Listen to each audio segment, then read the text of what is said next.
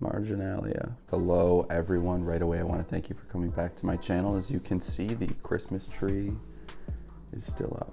All right, real books or ebooks? That is the question. Paper pages or blue light pages? Which is better? Which is worse? These are questions that I obsess over. And why do I obsess over them? Because I want to be the best version of myself that I can be. And I also want you to be the best version of yourself that you can be. I want us to be great together. So what am I going to do now? I'm going to quote a billionaire, Warren Buffett, quote, "The best investment you can make is an investment in yourself.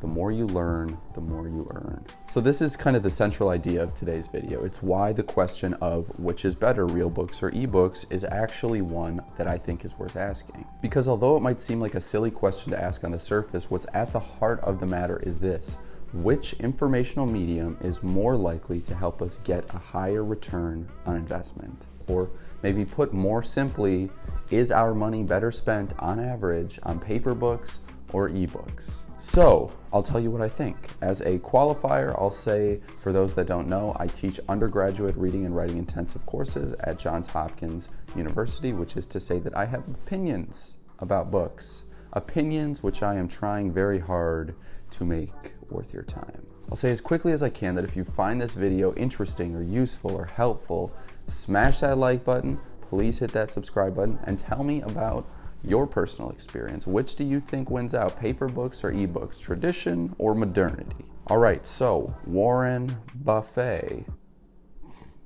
Investing in yourself. This is why we read books. For some reason, most of my students aren't taught that this is really what reading is. It's an investment in yourself. This is why it's important to read books that interest you, at least most of the time. So I'll say from the get-go that I encourage you to trust your own intuition and let your interest guide you forward. I'm not gonna tell you what books to read. That isn't my job today. If you want suggestions, I got lists. I got lists on lists. So leave me a comment, say, "Sam, books?"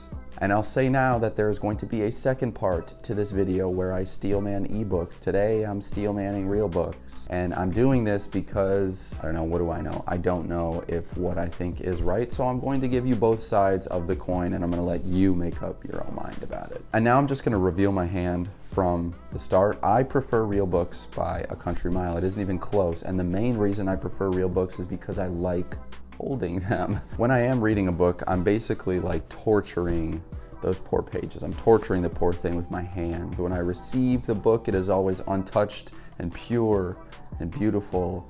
And as I'm reading it, I'm like bending it and contorting it, twisting it in what is presumably a semi-conscious attempt to like work my way through the ideas being presented. And honestly, I think this is one of the real reasons why real books beat out ebooks, regardless of what end of the spectrum you're situated on when it comes to manhandling a paperback versus hardly creasing it. The point that I'm trying to make is that books contain ideas, and I think when we read a physical book, we're kind of physically engaging with the idea while we read in a way that we aren't exactly when we're reading an ebook. And maybe it seems silly to think of it that way, but there's a Carl Jung quote that I want to mention. Quote, "People don't have ideas, ideas have people." I think that's probably a quote I could spend 30 years thinking about without actually ever getting to the bottom of it. I bring this up because when we read a book that interests us, I don't think it's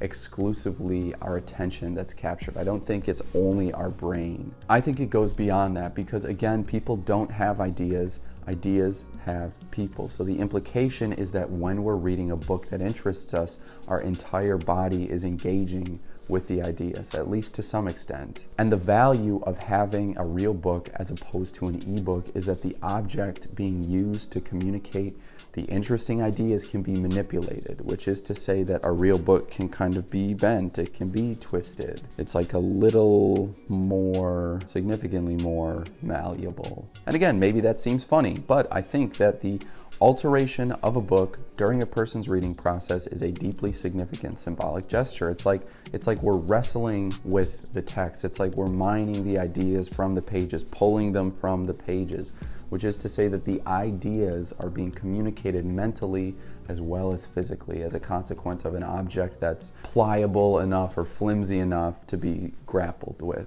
Okay, but I still have other things to say, so that's what I'm going to talk about now to close out the video. The first thing I'm going to talk about is cost. All right, so if you remember all the way back to the beginning of this video, I mentioned the Warren Buffett quote. Invest in yourself.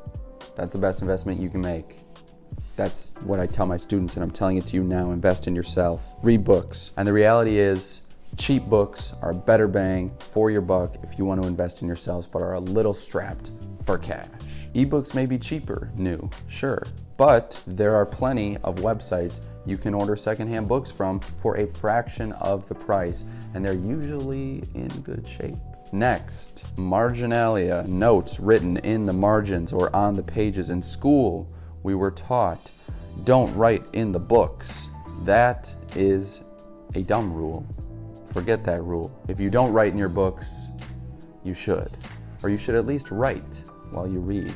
And I will say that hopefully you write in your books. Don't write in the school's books. That is in defense of the rule. That's its defense. But write in your own books. And you should for two reasons. The first is because if you keep those books, the notes in the pages are like little messages you can use to communicate not only with your past self at some point in the future, but also with the story insofar as the notes themselves pertain to the text. And the second is because writing is good for you. Writing is important. I've talked a lot about this in other videos. I'm not going to get bogged down in it now. Writing is a more sophisticated form of thinking, meaning when we write, we're sharpening our ability to think our way through ideas that are complicated. And that's a skill that follows us wherever we go. It's why we should search out opportunities to write, and reading physical books is, I think, a great opportunity. So quick plug, you could also create a commonplace book and forego writing in the book you're reading altogether. I've made more videos than I probably needed to talking about commonplace books, but that is neither here nor there. They're on my channel, link in the description. But okay, for now, that's everything I've got. If you liked what you saw, I hope you'll hit that like button, hit that subscribe button, and let me know what you think in the comment section down below. Always anxious to talk to like the 10 people who watch these videos. I want to thank you, my wonderful viewer, for giving some of your time to our channel. My friends and I really appreciate it, and we hope you'll let us know what you think in the comments. And we also hope that you come back next time. So, thanks again, everyone. I hope you have a great rest of your day, and I will see you next time.